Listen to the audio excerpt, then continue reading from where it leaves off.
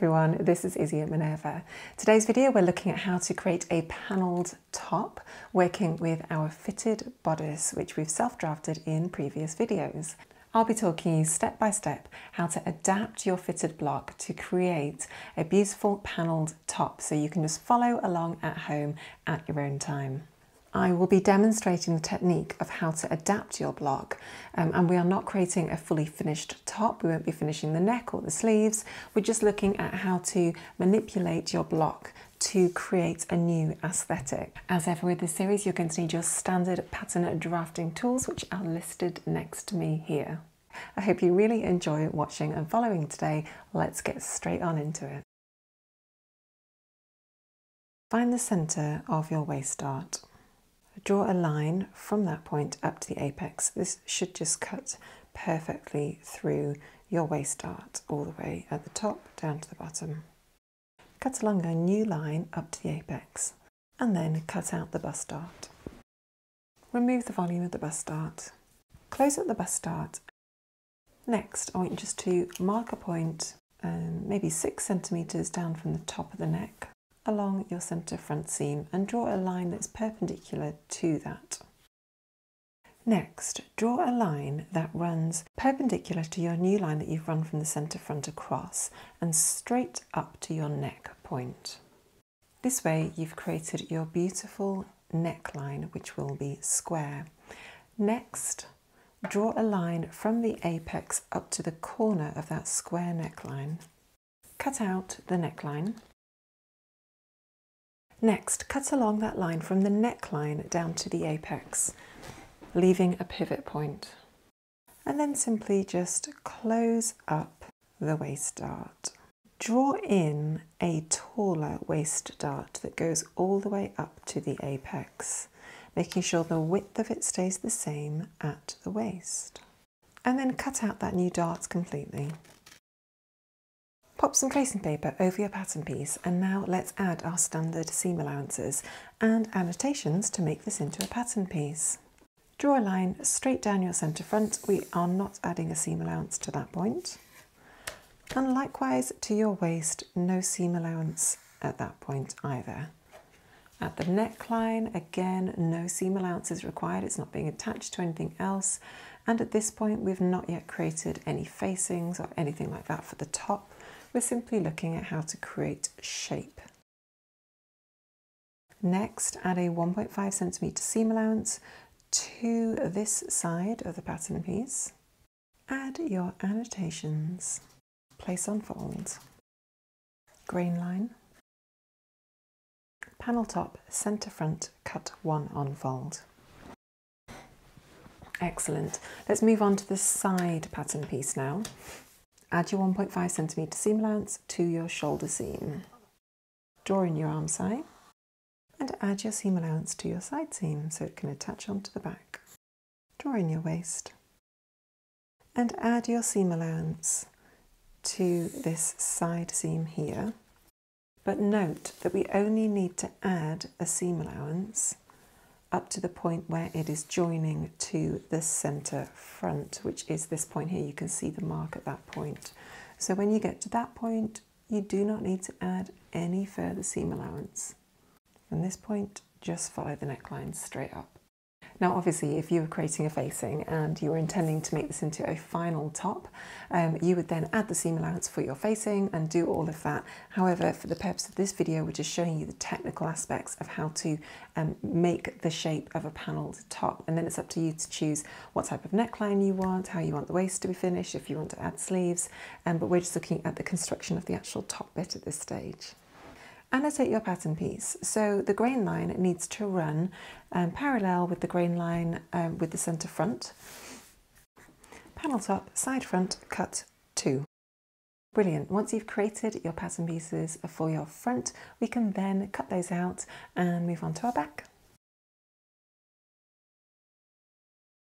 Start off by drawing a line that is perpendicular to the centre back and just cuts across the base of your shoulder dart. Next, draw a line straight from your neck point down to the new line you've just drawn making sure that it is perpendicular to your new line and parallel with the centre back. Continue that line all the way down to the waist. Next, cut out this top piece up here and then cut out the volume of the shoulder dart. Then just close up that shoulder dart completely. Next, we're going to move this waist dart across to our new line here that we've drawn. And we're going to do that very simply by just shifting it across. So start off by finding the height of your existing dart and just marking that along the new line you've just drawn.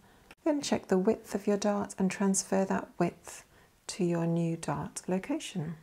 Draw in your dart legs from the waist up to your new point. Cut out your new waist dart completely and just remove that volume, and then continue your cut line all the way up to the top and just remove the excess volume up at the top of the neck to create a nice square back as well.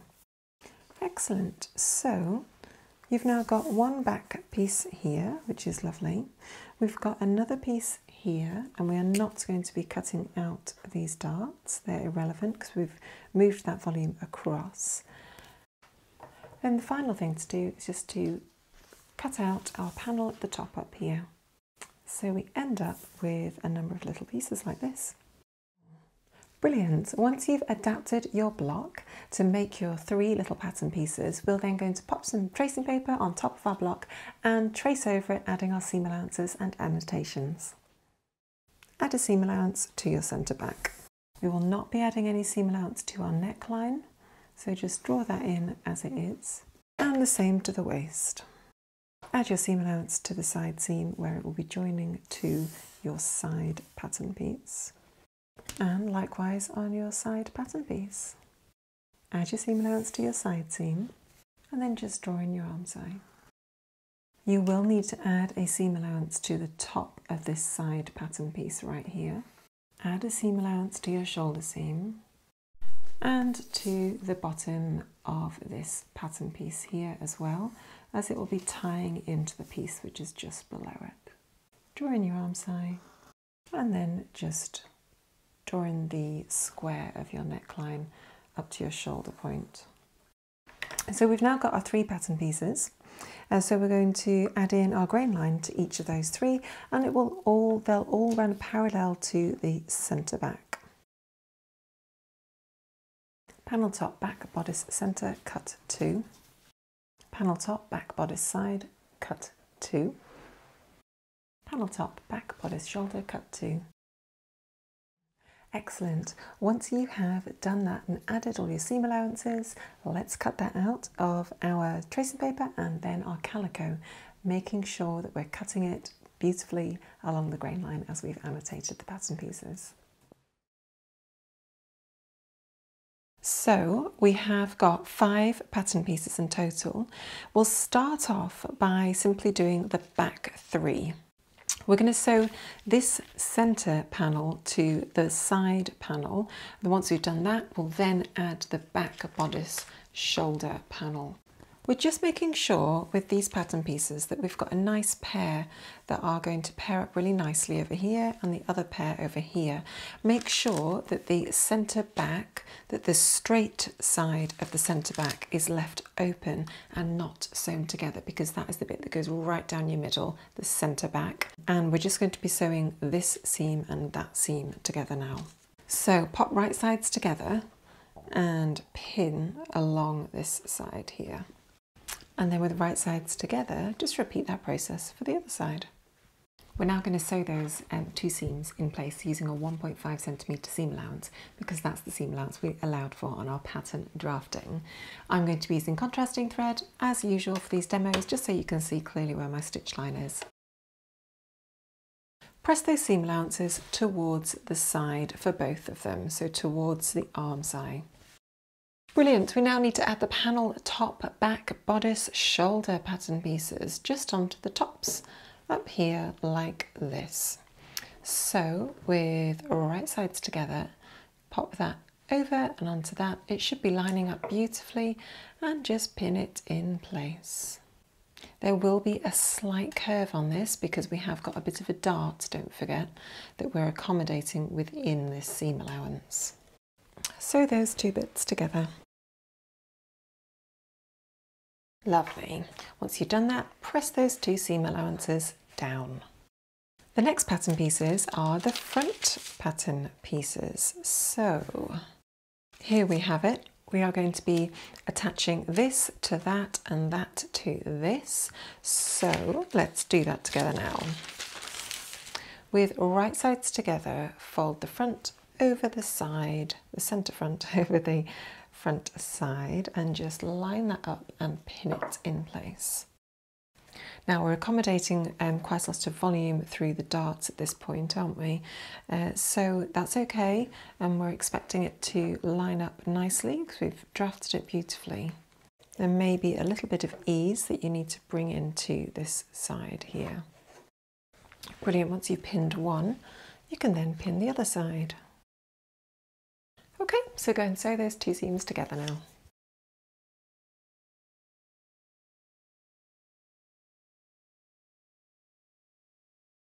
Lovely. Once you've done that, we really want to be pressing those seam allowances towards the side again. It may be that you just need to snip out some of the tension there if it's not pressing out really beautifully. Lovely. So now with your front, I want you to put your back pattern pieces on top of your front. The other one's over here. And we're just going to pin them down the side so they're pinned together. And also pin them up at the top. And repeat that for the other side. Right sides together, pin down the side.